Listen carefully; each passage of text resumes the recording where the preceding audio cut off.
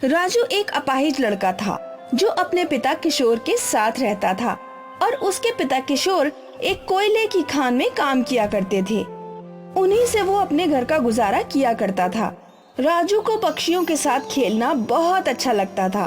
वो उनसे अक्सर बातें किया करता था।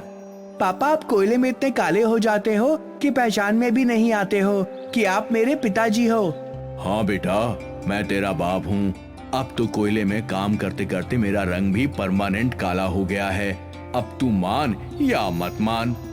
पापा, आप इतनी मेहनत करते हो, पूरे दिन कोयले की खान में कोयला तोड़ते रहते हो। एक मैं हूँ जो आप पर बोझ बना हुआ हूँ। अगर मैं एक पैर से अपाहिज ना होता तो आपको कोयले की खान में कभी काम ना करने देता। बेटा, तू मेरे ऊपर बोझ नहीं बल्कि मेरी शक्ति है। तुझको देखकर तो मैं जीता हूँ। तेरे बिना मेरा है ही कौन। किशोर राजू दोनों एक दूसरे के गले लग जाते हैं। राजू अपनी बैसाखी की सहायता से गांव में घूमने के लिए चल पड़ता है। रास्ते में उसे एक भिखारी मिलता है जो राजू की दशा देखकर उस पे तरस खा जाता है। बेटा, तुम इस बैसाखी की सहायता से किस तरह चल पा रहे हो? ये तो टूटी हुई है। अगर ये जरा सी भी टूट गई तो तुम मुंह के बल गिर जाओगे। बाबा, मेरे पास नई बैसाखी खरीदने के लिए पैसे नहीं है। मेरे पिता कोयले की खान में काम करते हैं। रात दिन कोयला तोड़कर जो पैसा कमाते हैं वो 2 वक्त की रोटी में ही निकल जाता है। मेरे पास इतने पैसे नहीं हैं कि मैं एक नई बैसाखी खरीद सकूं, और ना मेरी इतनी हिम्मत है कि अपने बाबा से नई बैसाखी खरीदने के लिए कहूं।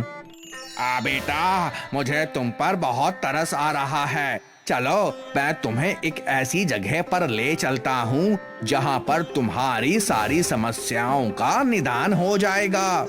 कहाँ पर बाबा? ऐसी कौन सी जगह है जहाँ पर मेरी सारी समस्याओं का निदान हो सके? मुझ पर विश्वास करो और चलो मेरे साथ। भिखारी राजू को एक जंगल की ओर ले जाता है जहाँ पर एक पहाड़ की तरफ गोल्डन सीढ़ी पहाड़ के ऊपर जा रही होती है। राजू उस गोल्डन सीढ़ी को देखकर आश्चर्यचकित हो जाता है और भिखारी से कहता है, बाबा, ये क्या? ये तो एक गोल्डन सीढ़ी है। ये सीढ़ी तो मैंने आज तक नहीं देखी।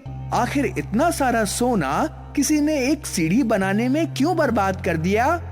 बेटा, ये एक जादुई सीढ़ी है। इस पर चलने से तुम्हें कुछ सोना मिलेगा। जैसे जैसे तुम ऊपर चढ़ते जाओगे सोने की मात्रा बढ़ती जाएगी। मैं चाहता हूँ कि तुम ये सोना ले लो। मेरे तो किसी काम का नहीं। मैं तो रोज भीख मांगता हूँ और जो मिलता है खा लेता हूँ। मेरे आगे पीछे तो कोई नहीं है। आज तक सोना देखा नहीं तो क्या मैं इस पर चलूंगा? हे भगवान, अगर इस सीढ़ी पर मैंने पैर रखा तो ये कितनी गंदी हो जाएगी और सारा सोना मेरे पैरों के नीचे आ जाएगा। मुझे तो समझ नहीं आ रहा कि इस पर चलूं या फिर इसे निहारता रहूं। इसकी चमक से तो मेरी आंखें ही चुंधिया गई हैं। सोच लो बेटा, तुम्हें ये सोचना है कि ये सोना तुम्हें चाहिए या नहीं। मुझे बहुत तेज प्यास लगी है। मैं पास की नदी से पानी पी कर आता हूँ। भिखारी पास की नदी से पानी पीने चला जाता है। तभी वहाँ पर एक चिड़िया आती है और वो उस राजू से कहती है, राजू, तुम एक नेक इंसान हो। तुमने बहुत बार हम पक्षियों की मदद भी की है और हमें दाना भी खिलाया है। तुम्हारे इस व्यवहार से हम सारे पक्षी बहुत खुश हैं और हम पक्षियों का विचार ये है कि तुम्हें इस भिखारी के झांसे से बचाया जाए। कैसा झांसा? आखिर ये भिखारी मुझे कैसा झांसा दे सकता है? राजू, ये गोल्डन सीढ़ी एक जादुई सीढ़ी है। इस पर जो पहला कदम रखेगा वो भस्म हो जाएगा। इसी वजह से ये भिखारी तुम्हें पहले जाने के लिए कह रहा है। अगर तुम पहले नहीं जाओगे फिर भी ये तुम्हारे जाने के लिए तुम्हें मनाता ही रहेगा, जिसकी वजह से तुम भस्म हो जाओ और सारा सोना ये प्राप्त कर ले। तो ये बात है, इसको तो मैं मजा चखाता हूँ। मैं वही सोच रहा था कि आखिर इस सोने की जरूरत तो इस भिखारी को है और ये मुझे सोना लेने के लिए क्यों कह रहा है। अब बात समझ में आई। अब मैं इसके लालच में नहीं आऊंगा और ये सोना मैं खुद ही प्राप्त करूंगा। राजू चिड़िया की बात मान लेता है और भिखारी के आने का इंतजार करता है। जब भिखारी आ जाता है और सीढ़ी पर चलने के लिए कहता है तो राजू उसको कहता है, बाबा मैं तो एक पैर से अपाहिज हूँ और बैसाखी की सहायता से चलता हूँ। अगर तुम मुझे अपने साथ लेकर चलो तो मैं बिना बैसाखी की सहायता से उस सीढ़ी पर पहुँच जाऊंगा, क्योंकि बैसाखी कभी भी टूट सकती है और अगर बैसाखी टूट गई तो मैं सारा सोना लेकर गिर जाऊंगा। हाँ हाँ क्यों नहीं, इतना तो मैं तुम्हारे लिए कर ही सकता हूँ। राजू भिखारी की सहायता से गोल्डन सीढ़ी की तरफ चल पड़ता है और जैसे ही वो सीढ़ी के पास जाता है राजू जोर का धक्का उस भिखारी को दे देता है, जिसकी वजह से भिखारी का पहला पैर उस सीढ़ी पर पड़ जाता है और वो वहीं पर भस्म हो जाता है। अब राजू चिड़िया की सहायता से उस गोल्डन सीढ़ी से बहुत सारा सोना प्राप्त कर लेता है। चिड़िया, तुमने मेरी बहुत मदद की है। अब मेरे सारे दुख दर्द दूर हो जाएंगे। अब हम अच्छा जीवन जिएंगे और मेरे पापा को कोयले की खान में अपना रंग काला करने की भी जरूरत नहीं पड़ेगी। उनको अपने रंग की बहुत फिक्र होती है। राजू, तुम बहुत नेक इंसान हो। इस सोने के असली हकदार तुम ही थे, तो तुम्हें ये सोना मिल गया। अब तुम इस सोने से सबकी मदद करो, जिस तरह से तुम हमारी मदद करते हो। हाँ हाँ, तुम सही कह रही हो। तुम्हें भी तो मदद की जरूरत पड़ती है आए दिन। तुम घायल होती रहती हो और तुम्हें कोई देखने वाला नहीं होता। मैं तुम्हारे लिए एक पक्षियों का अस्पताल बनवाऊंगा जिसमें तुम्हारी देख रेख हो सके। राजू, तुम्हारे विचार बहुत नेक हैं कि तुमने हमारे लिए अस्पताल बनवाने की सोची। हर कोई ये नहीं सोच सकता। बहुत बहुत शुक्रिया तुम्हारा। अब हमें भी जरूरत पड़ने पर तुम्हारी वजह से इलाज प्राप्त हो सकेगा। चिड़िया राजू को ये कहकर उड़ जाती है और राजू उस सोने से एक आलीशान जिंदगी जीता है और साथ ही साथ सबकी मदद करता है। अब राजू साथ ही साथ पक्षियों के लिए एक अस्पताल भी खुलवाता है जिसमें पक्षियों का इलाज हो सके और बहुत सारे नेक काम करता हुआ जीवन व्यतीत करता है। मानिक के 2 बेटे थे, चंदन और कुंदन। चंदन मानिक की हर बात माना करता था। चंदन पढ़ाई के साथ साथ जॉब भी किया करता था और वही कुंदन बस मटर गश्ती करने में ही डूबा रहता था। अरे नालायक, कुछ सीख अपने बड़े भाई से। एक वो है जो घर का सारा खर्चा संभालता है और एक तू है जो मुफ्त की रोटियां तोड़ता है। मानिक कुंदन को हमेशा खरी खोटी सुनाया करता था, पर कभी भी कुंदन ने मानिक को उल्टा जवाब तक नहीं दिया। समय बीता, चंदन को अच्छा जॉब लग गया और कुंदन एक छोटी सी दुकान में काम किया करता था। मानिक को लगता था कि चंदन उसके बुढ़ापे का सहारा बनेगा, इसीलिए वो चंदन को कुंदन से ऊपर समझता था। कुछ वर्षों बाद चंदन की शादी हो गई। शुरू में सब ठीक था, पर फिर कुंदन और उसकी कल्पना के अक्सर झगड़े हुआ करते थे। अरे देवर जी, आप कुछ काम नहीं कर रहे हो तो जाकर बाजार से सब्जियां ही ले आइए। माना मैं कुछ काम नहीं कर रहा, पर फिलहाल आप भी तो कुछ नहीं कर रही। आप ही बाजार से सब्जियां क्यों नहीं ले आती? चंदन की पत्नी चंदन के कान भरने लगी थी। वो हर बात को बढ़ा चढ़ा कर चंदन को बताया करती थी। इसी कारण चंदन और कुंदन के बीच में मनमुटाव बढ़ गया था। वो लोग अक्सर झगड़ते रहते। मानिक ये सब देखकर परेशान था और उसने निर्णय ले लिया कि बंटवारा ही इस सब का उपाय है। उसने अपने दोनों बेटों को बुलाया। मुझे नहीं लगता कि तुम दोनों एक साथ इस घर में रह पाओगे। मैं चाहता हूँ कि तुम दोनों खुश रहो, चाहे फिर उसके लिए तुम दोनों को अलग ही क्यों ना रहना पड़े। मैं बंटवारा करना चाहता हूँ। क्या? हाँ कुंदन, मुझे कुछ नहीं चाहिए। आपने जो भी कमाया है सब भैया को दे दीजिए। ऐसा कैसे हो सकता है? मेरी जायदाद में बस 2 ही चीजें हैं। पहली ये घर और मेरे शहर से दूर खरीदी हुई जमीन। ये घर मैं चंदन को देना चाहता हूँ क्योंकि उसकी शादी हो चुकी है और उसका एक परिवार है। और मेरे शहर के बाहर वाली जमीन तुम रख लो। ठीक है पापा। कुंदन ने भी हामी में मुंडी हिला दी। उसी दिन कुंदन अपना सारा सामान लेकर शहर के बाहर वाली जमीन पर चला गया। वहाँ एक छोटी सी झोपड़ी के अलावा कुछ नहीं था, पर उस झोपड़ी को देखकर भी कुंदन खुश था। कम से कम सर पर छत तो है और मेरी वजह से किसी को कोई परेशानी भी नहीं। और क्या चाहिए मुझे? अगले कई महीनों तक कुंदन इस पहाड़ी जगह पर लकड़ियों का घर बांधने लगा। वो सारी मेहनत अकेले ही कर रहा था, पर कुंदन खुश था।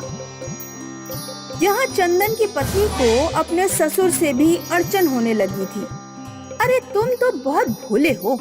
तुम्हारे पिताजी हमारे इसी भोलेपन का गलत इस्तेमाल करते हैं। मैं समझा नहीं। तुम्हें याद है ना, कल तुमने पापा को लाइट बिल भरने के लिए पैसे दिए थे? हाँ, वो उनसे कहीं गिर गए, वही ना? मुझे नहीं लगता कि वो पैसे गिरे होंगे। क्यों? कल उन्होंने अपने लिए नए जूते खरीदे हैं। उसके पैसे उनके पास कहाँ से आए? मतलब पापा ने मुझसे झूठ बोला? और बस तब से चंदन अपने पिताजी से लड़ने लगा। वो बात बात पे उन्हें ताने मारता था। कल्पना अपने ससुर के साथ अच्छे से बर्ताव भी नहीं करती थी। वो उन्हें पेट भर के खाना तक नहीं देती थी। ये 100 रुपए हैं, 2 किलो आलू और 2 किलो टमाटर ले आइए और बाकी के पैसे वापस लौटा देना याद से। ठीक है बहू। बेचारा मानिक करता भी तो क्या करता, जब उसका अपना बेटा ही उसके साथ अच्छा बर्ताव नहीं कर रहा था तो बहू से क्या उम्मीद रखता। मानिक की सारी आकांक्षाएं टूट चुकी थी। मानिक को लगता था कि चंदन उसके बुढ़ापे का सहारा बनेगा, पर चंदन तो उससे सीधे मुंह बात तक नहीं कर रहा था। यहाँ धीरे धीरे कुंदन का घर बनने लगा था। कुंदन बहुत खुश था कि जल्द ही उसका अपना घर बन जाएगा। घर बनते ही पापा को घर दिखाऊंगा, उन्हें जरूर मुझ पे नाज होगा। चंदन और कल्पना मानिक के साथ दिन प्रतिदिन बुरे से बुरा बर्ताव कर रहे थे। मानिक अकेले में रोया करता था, पर वो करे भी तो क्या। जैसे ही कुंदन का घर बन गया, कुंदन तुरंत शहर लौटा। यहाँ उसने देखा कि उसकी भाभी उसके पिता को चिल्ला रही थी। ये उससे देखा नहीं गया।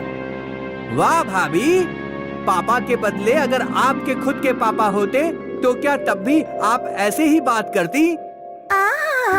तुम्हारी ही कमी थी। अपने पापा का इतना ही लग रहा है तो ले जाओ ना अपने पापा को अपने साथ। वही करूँगा और आज के बाद पापा का तुम लोग मुंह भी नहीं देख पाओगे। तभी चंदन वहाँ आया। इतना घमंड, ले जा। मैं भी देखता हूँ कि तू पापा को मुझसे अच्छा कैसे संभालता है। कुंदन अपने पापा का हाथ पकड़कर वहाँ से चला गया। उन दोनों ने बस पकड़ी और शहर के बाहर उतर गए। मानिक को अपनी आंखों पर यकीन नहीं हो रहा था। यहाँ तो बस एक झोपड़ी थी ना? हाँ, मैंने ही यहाँ ये घर बांधा है। यही बताने मैं आपके पास आया था। सोचा था आपको दिखाऊंगा तो आप बहुत खुश होंगे। मानिक की आंखों से आंसू बह गए। जिस बेटे को उसने खोटा सिक्का समझा था, वो तो असल में खरा था। कुंदन अपने पिता को अपने घर के अंदर ले गया। आज से ये घर आपका है पापा। बस यहाँ पानी की तकलीफ है, पर मैं कुआं खोद रहा हूँ। जल्द ही पानी की समस्या भी दूर हो जाएगी। मुझे यकीन है तू वो भी कर ही लेगा। उस दिन कुंदन ने अपने पिता की बहुत अच्छे से सेवा की और उनके साथ समय बिताया। मानिक के सोने के बाद कुंदन भी अपने पिता के पैरों के पास ही सो गया। जब रात को मानिक उठा तो ये मंजर देखकर वो अपने आंसू नहीं रोक पाया। जिस बेटे को मैंने हमेशा दुत्कारा है, वो मुझे इतना प्यार करता है। हे भगवान, इसका जीवन खुशियों से भर दे। मानिक कुंदन को देखते देखते सो गया। अगली सुबह कुंदन अपनी कुदाल लेकर घर से बाहर आया। अरे कहाँ चला? कुआं खोदने। ठीक है। कुंदन घर से कुछ ही दूरी पे कुआं खोदने के लिए खुदाई करने लगा, पर जैसे जैसे वो जमीन खोद रहा था उसे चमकीले पत्थर दिखे। ये क्या है? कुंदन ने उन पत्थरों से धूल मिट्टी हटाई तो उसे असली सोना दिखा। उसकी आंखें फटी की फटी रह गई। पापा देखो, मुझे सोना मिला। इतना ही नहीं, पूरे का पूरा पहाड़ है सोने का। ये पहाड़ नहीं, तेरा मन है सोने का। मतलब? कल तक मैंने तुझे बस दुत्कारा था, पर तूने मुझे हमेशा प्यार ही किया। ये तेरी अच्छी नियत है बेटा, जो ये सोने का पहाड़ तेरे हिस्से में आया। तू इसका असली हकदार है। सोने का पहाड़ पाकर कुंदन की जिंदगी ही बदल गई। उसने अपने पापा को सारी सुख सुविधाएं दी। वहीं चंदन और उसकी पत्नी जल भुन रहे थे। हमारी तो किस्मत ही खराब है जो हमें हिस्से में बस ये घर मिला। पापा को ये पहले से पता होगा, इसीलिए वो सोने का पहाड़ कुंदन को ही दिया होगा। जो भी हो, अब हम कर भी क्या सकते हैं? तुम्हारा भाई थोड़ी हमें कुछ देगा। कैसे देगा? तुम कभी उससे सीधे मुंह बात करती थी क्या? अब ये सब मेरी गलती? तुम क्यों मेरी बातों में आकर अपने भाई और पापा से लड़े थे? चंदन और उसकी पत्नी आपस में लड़ रहे थे और वहाँ कुंदन अपने पिता की सेवा में खुश था। तो इस कहानी से हमें ये समझ आ गया कि कर भला तो हो भला।